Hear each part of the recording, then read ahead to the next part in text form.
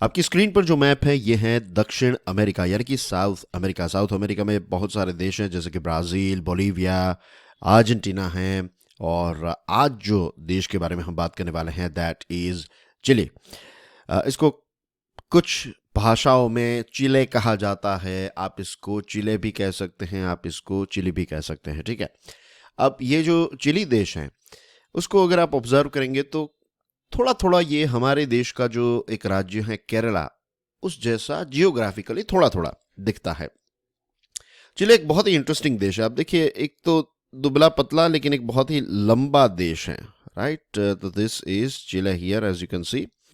और यहाँ पर ये वाला जो पोर्शन है ये है प्रशांत महासागर यानी कि पैसिफिक ओशियन है, और ये जो है ये अटलांटिक ओशियन है। थोड़ा जूम करके अगर हम चिली को देखें तो ऊपर ये पेरू, फिर ये बोलीविया और अर्जेंटीना, ये तीन देश है जिसके साथ अपनी बॉर्डर शेयर करता है। As you can say this is Peru here, right. तो ये रही इसकी तीन बॉर्डर्स। अब चिली के बारे में हम बात इसलिए कर रहे हैं क्योंकि इंटरनेशनल लेवल पर चिली जो है वो न्यूज़ में है, क्योंकि यहाँ पर फॉरेस्ट फायर्स हुए हैं और फॉरेस्ट फायर्स में 23 लोगों की जान चली गई है। 979 लोग जो हैं वो प्रभावित हुए हैं इस फॉरेस्ट फायर्स की वजह से। और दोस्तों, ये फॉरेस्ट फायर्स के पीछे जो मेन रीज़न है वो है heat wave, right. Heat wave की वजह से यहाँ पर आग लगी है। एंड वी नो अभी हमारे देश में भी ये अभी विंटर का महीना चल रहा है, अभी विंटर के महीने चल रहे हैं, विंटर सीजन चल रही है। विंटर के बाद हमें समर देखने को मिलेगी और समर के समय में हमारे देश में भी बहुत सारी जगहों पर फॉरेस्ट फायर्स जो हैं वो होती रहती है। और ख़ास करके क्लाइमेट चेंज की वजह से ये फॉरेस्ट फायर्स जो हैं उसके केसेस दुनिया भर में बहुत ज़्यादा बढ़ चुके हैं। चिली ने स्टेट ऑफ इमरजेंसी डिक्लेयर की है, और जब भी लगभग सारे देशों में ऐसा ही होता है कि जब स्टेट ऑफ इमरजेंसी डिक्लेयर की जाती है तब सोल्जर्स और एडिशनल रिसोर्सेज जो हैं उनको डिप्लॉय करने की ताकत जो है वो सेंट्रल गवर्नमेंट के पास आ जाती है। एनर्जी ट्रांजिशन वर्किंग ग्रुप, ये एक बहुत ही इंपॉर्टेंट न्यूज़ आइटम है। आप जानते हैं कि G20 के बारे में हमने इससे पहले भी बात की थी न्यूज़ आइटम में, मीन्स जो 5 फरवरी की जो न्यूज़ है तो उसमें हमने देखा था कि ये जो ETWG है वो मीटिंग होने वाली है। तो अब इसको एड्रेस किया है हमारे RK सिंह साहब, जो हमारे power and new and renewable energy के मिनिस्टर हैं। तो ये जो ETWG है, एनर्जी ट्रांजिशन वर्किंग ग्रुप, ये G20 के मेंबर्स की एक मीटिंग हुई और ये फर्स्ट एनर्जी ट्रांजिशन को लेकर G20 की मीटिंग है। और दोस्तों, यहाँ पर यही बात बताई है RK सिंह साहब ने कि सभी देशों को मिलकर काम करना पड़ेगा अगर ग्लोबल वार्मिंग और क्लाइमेट चेंज के चैलेंजेस को अगर हमें हराना है, ये चैलेंजेस को ओवरकम करना है, then we need to fight together. इसी के साथ उन्होंने ये भी कहा कि भारत जो है वो कमिटेड है when it comes to reducing carbon emission. 2030 का भारत का टारगेट किया है कि हमारी जो इलेक्ट्रिसिटी है 50% इलेक्ट्रिसिटी जो है ये non fossil fuel based energy resources, यानी कि हम 50% इलेक्ट्रिसिटी 2030 में भारत जो है वो ग्रीन सोर्सेज से पैदा करेगा। क्लाइमेट चेंज परफॉर्मेंस इंडेक्स जो है इसमें भारत का रैंक जो है ये टॉप 5 परफॉर्मिंग कंट्रीज में एक देश, हमारा देश भारत है। This is from climate change performance index, right. Top 5 performing countries में हमारा देश शामिल है। इसी के साथ RK सिंह साहब ने यह भी बताया कि अगर हम per capita green house gas emissions की बात करें कि एक मीन्स हमारे देश में हम जानते हैं कि इतनी बड़ी पॉपुलेशन है लेकिन उसके बावजूद भी per capita green house gas emission जो है वो हमारा बहुत कम है। वर्ल्ड की जो एवरेज है ये 6.3 टन है, और ये 2020 को इसको बेस ईयर के तौर पर 2020 को गिना गया है। तो ये चीज़ आप ध्यान रखिएगा। ये थोड़ी ऐसी चीज़ें हैं जो आपको याद रखनी है, राइट, कि वर्ल्ड की एवरेज है 6.3 टन और जो बेस ईयर है दैट इज़ 2020। और उन्होंने ये भी कहा कि ये G20 energy transition working group जो है इसके डिस्कोर्सेस को, यानी कि इसके डिस्कशंस को, इसके टॉपिक्स को जब तक हम एक्सपांड नहीं करेंगे, राइट, तब तक हम डेवलपिंग देशों के जो कंसर्न्स हैं, उनकी जो चिंताएं हैं, उनको कभी एड्रेस नहीं कर पाएंगे। फॉर एग्जांपल, एक बहुत ही इंटरेस्टिंग फैक्ट उन्होंने बताया है जो आपको समझना भी है और याद भी रखना है कि इस दुनिया में जो डेवलपिंग देश हैं उसमें 6 से 700 मिलियन लोग ऐसे हैं जिनके पास एनर्जी की सिक्योरिटी ही नहीं है, उनके पास एनर्जी ही नहीं है, राइट, इलेक्ट्रिसिटी और इन सारी चीज़ों का एक्सेस ही नहीं है। तो ये लोग जो हैं, जब तक हम उनको क्लीन एनर्जी का एक्सेस नहीं देंगे अफोर्डेबल कॉस्ट पे, तब तक वो ग्रीन एनर्जी में कभी शिफ्ट ही नहीं होंगे। तो ऐसे जस्ट जस्ट इमेजिन कि 600-700 लोग तो ऐसे हैं। और इसके अलावा भी बहुत सारे देशों में भी देखने को मिलेगा कि ट्रेडिशनल सोर्सेज जो हैं उसका ही इस्तेमाल होता है, राइट, या फिर फॉसिल फ्यूल पर हाईली रिलायबल है। तो इसको धीरे धीरे कम करने के लिए सारे देशों को मिलकर काम करना पड़ेगा। इसी के साथ साथ उन्होंने स्टोरेज कैपेसिटी के बारे में भी बात की। हमने बजट के टाइम पर भी देखा था और इससे पहले की डिस्कशंस जो हैं उसमें भी हमने ये चीज़ डिस्कस की थी कि अगर हम सोलर एनर्जी से इलेक्ट्रिसिटी पैदा करते हैं, विंड एनर्जी से इलेक्ट्रिसिटी पैदा करते हैं, तो इसमें बहुत सारे अप डाउन्स रहते हैं, राइट। कई बार अगर धूप अच्छी है तो ज़्यादा इलेक्ट्रिसिटी पैदा होगी, अगर क्लाउडी वेदर है तो कम होगी। तो इसके लिए स्टोरेज कैपेसिटी जो है, बैटरीज और स्टोरेज कैपेसिटी को बढ़ाना हमें पड़ेगा।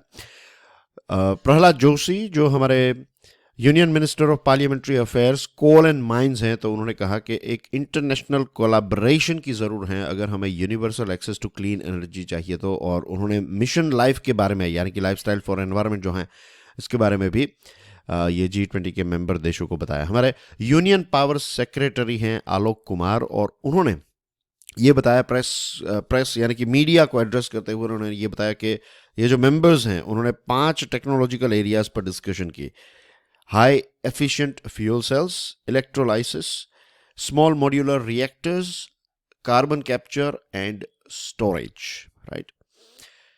इसी के साथ लो कॉस्ट फाइनेंसिंग जो है, इस पर प्रेजेंटेशंस दिए गए थे। और जो हमारे सेक्रेटरी साहब हैं उन्होंने ये भी बताया कि भारत ने अपना टारगेट अचीव किया है। जो 10% पेट्रोल के साथ इथेनॉल को ब्लेंड करने की बात थी, तो भारत ने इसको अचीव कर लिया है। और इसके साथ साथ इंडिया ने यह भी कहा कि वो ब्राज़ील और USA के साथ मिलकर बायोफ्यूल में आगे बढ़ना चाहता है। ब्राज़ील का मैप जो है वो आपने देख लिया है, राइट। बात करते हैं जयपुर महाकाल की। इससे पहले भी हमने इसके बारे में डिस्कशन की थी। तो सबसे पहले तो मैं आपको एक प्रश्न पूछना चाहूँगा, बताइए कि ये जो जयपुर महाकाल हैं, ये किस साल से इसको लॉन्च किया गया है, किस साल से ये चल रहा है, एंड सेकंड थिंग इज कि किसने इसको स्टार्ट किया है, ये बताइए। प्राइम मिनिस्टर मोदी साहब ने क्लोजिंग सेरेमनी जयपुर महाकाल की जो है उसको एड्रेस किया, और उन्होंने कहा कि अब जो 75th ईयर से, हमारी 75th से 100 ईयर्स का जो समय है उसको हम अमृत काल के तौर पर सेलिब्रेट कर रहे हैं, हमारा देश कर रहा है। और इसमें अब एक नया बदलाव जो है वो हमें देखने को धीरे धीरे मिल रहा है। पहले ये था कि स्पोर्ट्स जो है ये पॉलिटिकल पर्सपेक्टिव से देखा जाता था, लेकिन अब इसको एथलीट के पॉइंट ऑफ व्यू से देखा जाता है। प्राइम मिनिस्टर साहब ने एक बहुत ही मोटिवेशनल बात बताई है, वो ये है कि जो यंगस्टर्स होते हैं ना, उनके लिए कोई भी चीज़ इम्पॉसिबल नहीं होती है। अगर पूरी ताकत से पूरी अपनी कैपेसिटी का इस्तेमाल किया जाए, सेल्फ रिस्पेक्ट, सेल्फ रिलायंस और सारी फैसिलिटीज़ और रिसोर्सेज दिए जाएं, तो द नथिंग इज़ इम्पॉसिबल। और उन्होंने फिटनेस के बारे में ये बताया कि फिटनेस जो है वो सिर्फ स्पोर्ट्स के लिए नहीं, लाइफ के लिए भी फिटनेस जो है वो बहुत ही इम्पोर्टेंट होती है। उन्होंने एड्रेस करते हुए ये भी बताया कि 2014 में जो पैसे, जो बजट जो है वो स्पोर्ट्स के लिए दिया जाता था, ये 3 गुना जो है वो बढ़ा दिया है सरकार ने। ये जो लेटेस्ट बजट है उसमें स्पोर्ट्स के लिए जो सपोर्ट है वो 2014 के मुकाबले 3 गुना ज़्यादा है। और इसी के साथ साथ उन्होंने ये भी एक रियलिटी के बारे में बात की कि पहला ऐसा था कि ना तो गवर्नमेंट का कोऑपरेशन था, ना तो रिसोर्सेज थे स्पोर्ट्स पर्सन के पास, भले ही उनके पास पैशन हो, टैलेंट हो।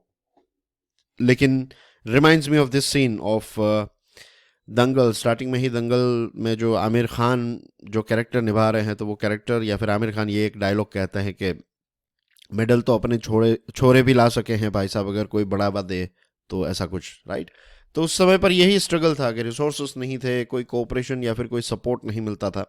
लेकिन अब चीज़ें जो हैं वो धीरे धीरे चेंज हुई हैं। गवर्नमेंट ने अवार्ड्स जो हैं वो भी 3 गुना ज़्यादा बढ़ा दिए हैं, और डिस्ट्रिक्ट और लोकल लेवल पर स्पोर्ट्स फैसिलिटीज़ को या फिर स्पोर्ट्स इंफ्रास्ट्रक्चर जो है उसको सरकार बूस्ट कर रही है। यूथ 20 समिट इंसेप्शन, ये गुवाहाटी यानी कि आसाम में होने वाली हैं, और इसको होस्ट करेगा आसाम की सरकार जो है इसको होस्ट करने वाली हैं। और बेसिकली यहाँ पर आप देख लीजिए 1500 से ज़्यादा लोग जो हैं वो शामिल होंगे इसमें। 250 फॉरेन और इंडियन डेलीगेट्स हैं, और 400 जितने कॉलेज के स्टूडेंट्स इसमें पार्टिसिपेट करेंगे। और बेसिकली इसका आइडिया यही है कि जो यंगस्टर्स हैं उनसे आइडियाज़ लिए जाएँ, उनके व्यूज़ लिए जाए कि G20 की प्रायोरिटीज़ जो है वो एग्जैक्टली क्या होनी चाहिए। India energy week 2023 prime minister साहब जो हैं वो कर्नाटका जाने वाले हैं और कर्नाटका में वो ये 3 दिन लंबा चलने वाला जो इंडिया एनर्जी वीक 2023 है इसको इनॉग्रेट करेंगे। और ये जो वीक है तो इसमें भारत का जो एक एनर्जी ट्रांजिशन रहा है, जिस दिशा मीन्स जिस स्पीड से और जिस दिशा में हम ग्रीन एनर्जी की तरफ आगे बढ़ रहे हैं, तो वो चीज़ जो है वो यहाँ पर डिस्प्ले की जाएगी। और बहुत सारे traditional non traditional energy industry के प्लेयर्स, गवर्नमेंट के साथ जुड़े हुए लोग, एकेडेमिया जो हैं वो यहाँ पर आने वाले हैं। 30 मिनिस्टर्स जो हैं वो यहाँ पर मौजूद होंगे, 30 ministers from across the world, और 30,000 से ज़्यादा डेलीगेट्स होंगे, 1,000 से ज़्यादा एग्जिबिटर्स और 500 जितने स्पीकर्स जो हैं वो इसमें पार्ट लेने वाले हैं। और इसी के साथ साथ जब वो कर्नाटका जाएंगे तो बहुत सारे अलग अलग डेवलपमेंट के इनिशिएटिव्स जो हैं उनको भी पीएम मोदी साहब जो हैं वो उसका फाउंडेशन स्टोन यानी कि शिलान्यास करने वाले हैं। आपकी स्क्रीन पर जो तस्वीर है, ये व्यक्ति जो थे इनका नाम है परवेज मुशर्रफ। शायद आप इनको जानते हो, इन द सेंस कि आपने इनका नाम सुना हो। वो 79 ईयर्स के थे, उनकी मृत्यु हो चुकी है, right, he has passed away. और वो पहले जनरल थे पाकिस्तान की आर्मी के और फिर उसके बाद प्रेसिडेंट बने। जो कारगिल वॉर हुआ 1999 में, तो ये कहा जाता है कि उसका जो चीफ आर्किटेक्चर मीन्स यही वो व्यक्ति थे जिन्होंने ये कारगिल वॉर जो है उसकी शुरुआत करवाई। और उनको पाकिस्तान की सरकार ने फ्यूजिटिव यानी कि वो भाग गए थे पाकिस्तान को छोड़कर, क्योंकि उन पर बेनज़ीर भुट्टो जो पहले she was former prime minister, right, तो उनकी जो बॉम्ब ब्लास्ट में उनकी हत्या हुई, तो इसका इल्ज़ाम जो है वो भी मुशर्रफ पर था। और एक रेड मॉस्क के जो क्लरिक हैं, उसके क्लरिक यानी कि उसके जो मौलवी हैं, तो उसको मारने के केस में भी इनके ऊपर इल्ज़ाम था। और इसके साथ साथ 2007 में जिस प्रकार से उन्होंने कॉन्स्टिट्यूशन को सस्पेंड किया था, उन पर ट्रीजन यानी कि जो कहते हैं ना कि देशद्रोह का भी उन पर चार्ज था। तो उनके ऊपर काफ़ी सारे केसेस चल रहे थे।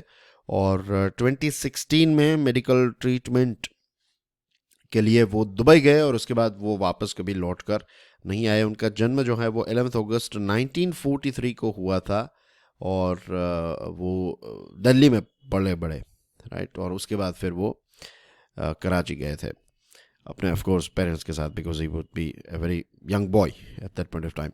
इंडिया बांग्लादेश की बात करें तो बांग्लादेश जो है तो उसको इलेक्ट्रिसिटी मिलना स्टार्ट हो चुकी है फ्रॉम द गोड़ा पावर प्लांट, ये झारखंड में है और ये 750 मेगावाट वाला प्लांट है। ये पहला यूनिट है, अदानी पावर जो है उसका ये प्लांट है, अदानी ग्रुप का प्लांट है 750 मेगावाट का। और दूसरा जो 750 मेगावाट का जो पावर प्लांट है, तो ये अप्रैल से बांग्लादेश को ये गोड़ा पावर प्लांट का जो सेकंड यूनिट है वो अप्रैल से इलेक्ट्रिसिटी प्रोवाइड करना स्टार्ट कर देगा। तो अभी एक 750 वाला जो पावर प्लांट है तो उससे इलेक्ट्रिसिटी मिलना स्टार्ट हो चुकी है, और ज़्यादा इलेक्ट्रिसिटी मिलेगी अप्रैल में, और ये भी कॉम्पिटिटिव प्राइस में सारी चीज़ें दी जा रही हैं। और यहाँ पर जो बांग्लादेश का BPDB है, बांग्लादेश पावर डेवलपमेंट बोर्ड, तो उसने अदानी के साथ एक एग्रीमेंट साइन किया है और 2 और यूनिट्स जो हैं 800 मेगावाट के, यानी कि टोटल 1600 मेगावाट के यूनिट्स बनाए जा रहे हैं। और इसमें यह है कि अदानी ग्रुप जो है वो ये जो बना रहा है वो एक्सक्लूसिवली यानी कि सिर्फ बांग्लादेश के लिए ये यूनिट्स जो हैं वो बनाए जा रहे हैं। यूक्रेन और रशिया की बात करें तो 200 जितने प्रिजनर्स जो हैं उनको एक्सचेंज किया गया, प्रिजनर्स ऑफ वॉर जिनको कहते हैं, बेसिकली सोल्जर्स। तो 116 यूक्रेनियंस थे और 63 रशियन सोल्जर्स थे। इंडिया श्रीलंका की बात करें तो भारत ने 50 बसेस जो हैं वो श्रीलंका को हैंड ओवर की हैं। श्रीलंका जो है वो अपना 75th इंडिपेंडेंस डे सेलिब्रेट कर रहा है। और हमारे जो high commissioner of India Gopal Baglay ji, तो उन्होंने प्रेसिडेंट रनिल विक्रमासिंघे साहब को ये बसेस जो हैं वो हैंड ओवर की। ये अशोक लेलन की बस हैं और 500 बसेस का कॉन्ट्रैक्ट मिला है। तो पहले हमने 75 बसेस ऑलरेडी दे दी थी, अब ये 50 और दी हैं। एंड ये जो बस है ये लाइन ऑफ क्रेडिट के तहत दी जा रही है, इकोनॉमिक असिस्टेंस स्कीम जो भारत सरकार की है बांग्लादेश को मदद करने के लिए, तो उसके तहत इसको दिया जा रहा है। श्रीलंका के जो हाई कमिश्नर हैं भारत में, मिलिंडा मोरागोडा, तो उन्होंने ये बताया है कि इकोनॉमिक रिकवरी स्ट्रेटजी के तहत श्रीलंका जो है वो भारत के साथ इंडियन रुपीस में ट्रेड करना चाहता है, और जो भारत के टूरिस्ट कोलंबो यानी कि श्रीलंका जाएंगे तो वो रुपए से पेमेंट कर पाएंगे, रुपए जो कार्ड है तो उससे पेमेंट कर पाएंगे। तो ये इस पर जो हैं दोनों देश काम कर रहे हैं, और इसी के साथ साथ जो एक राइट टाइम पर हमने $3.9 बिलियन की सहायता की श्रीलंका को, तो इसको भी काफ़ी अप्रिशिएट किया। इसी के साथ उन्होंने कहा कि कुछ हमारे दोनों देशों के बीच में लीगल, एनवायरमेंटल और इकोलॉजिकल इश्यूज हैं जिनको हम डिस्कस करके सॉल्व कर सकते हैं। रही बात सिक्योरिटी की, तो उन्होंने ये बताया कि भारत की सिक्योरिटी जो है वो श्रीलंका की सिक्योरिटी है एंड वाइस वर्सा। तो यहाँ पर जो एक चाइना वाला टॉपिक है ना, वो भी कहीं ना कहीं उन्होंने टच किया है, लेकिन ये 75th एनिवर्सरी का मौका है तो यहाँ पर कोई ऐसी बातें या फिर कड़वी बातें नहीं हुई, राइट। मेन अच्छी अच्छी चीज़ों पर ही डिस्कशन हुई, जैसे कि फिशरमैन के बारे में भी, फिशरमैन की जो इश्यूज चलते रहते हैं दोनों देशों के बीच में, तो इसके ऊपर इतनी नहीं उसको मेंशन किया गया, बट इसी आशा से कि इसको हम सॉल्व कर सकते हैं। श्रीलंका के जो फॉरेन मिनिस्टर हैं अली साबरी साहब, तो उनकी मीटिंग हुई हमारे minister of state for external affairs V Muraleedharan, जो हमारे जूनियर एक्सटर्नल अफेयर्स मिनिस्टर हैं, तो उनको वहाँ पर इनवाइट किया गया था फॉर दिस 75th एनिवर्सरी। और साबरी साहब ने यही कहा कि जो चैलेंजिंग टाइम में हमने फाइनेंशियल, मेडिकल और दूसरी ह्यूमैनिटेरियन मदद की है श्रीलंका की, ये श्रीलंका जो है वो इट्स लाइक उसका डीप अप्रिशिएशन करता है Sri Lanka. And the last news item of the day is कि त्रिपुरा में जो लेजिस्लेटिव असेंबली है, तो अभी 10 दिन बचे हैं और 60 सीट्स के लिए यहाँ पर इलेक्शन होने वाला है, और स्टार कैंपेनर्स जो हैं वहाँ पर अब जाने लगे हैं। And that's everything in today's news items. दोस्तों, इसके बाद आपको मिलेगा एडिटोरियल एंड आर्टिकल एनालिसिस वाला लेक्चर, और उसके बाद आपको मिलेगा फाइनेंशियल न्यूज़ वाला लेक्चर, राइट। और उसके बाद होपफुली टाइम मैनेजमेंट का एक और लेक्चर आपको आज पूरी कोशिश करूँगा कि मिल जाए, और फोकस पर जो लेक्चर हैं, सीरीज चल रही है तो उस पर भी कोशिश पूरी होगी कि ये 2 लेक्चर्स जो हैं वो आपको मिल जाए। And that's everything from my side. Thank you very much. God bless you all. जय हिंद।